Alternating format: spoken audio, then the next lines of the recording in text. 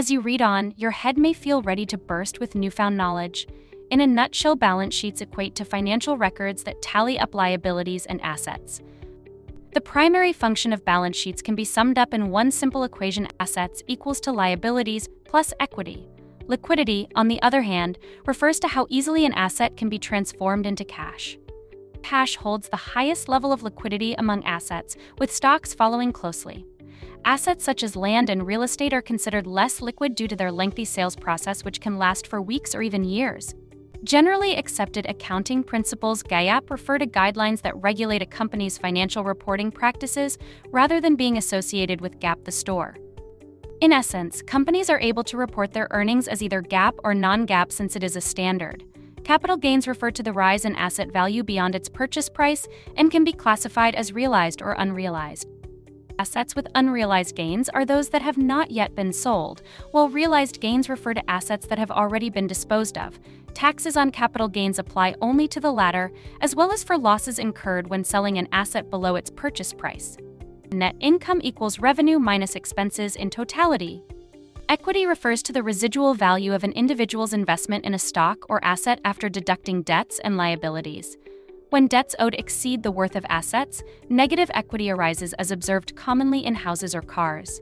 Depreciation is often attributed as a cause for decreasing asset values over time, leading to such situations. Typically, physical assets experience a decline in value as time passes. However, real estate is an exceptional case to this pattern. As for revealing a company's profitability status, earnings per share (EPS) serves as the conventional method. EPS calculates by subtracting dividends from net income and then dividing that number by the overall quantity of shares outstanding.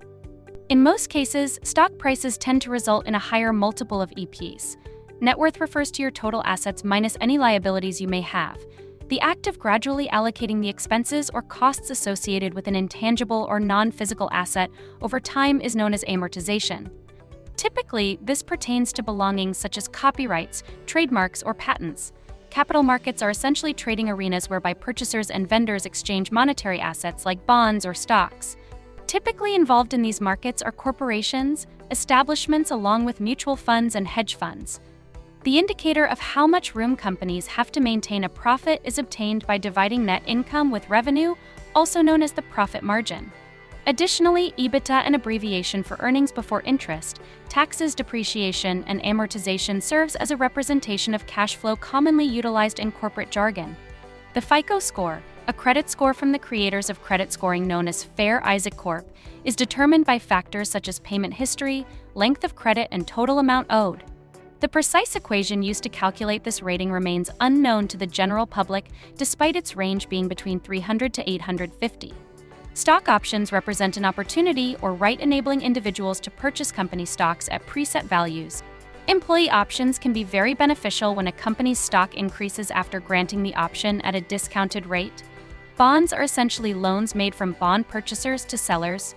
Government bonds serve as written promises for loans between buyers and governments. Eventually, the government will reimburse you for your bond investment. In the meantime, however, you have the option to market it to other investors. When dealing with stocks, though, they represent stakes in either private or public corporations that are available for exchange and sale. The worth of a stock is based on numerous factors, including company earnings, both present and future, among others. Cash and assets that can be easily converted to cash are known as cash equivalents, which makes them liquid.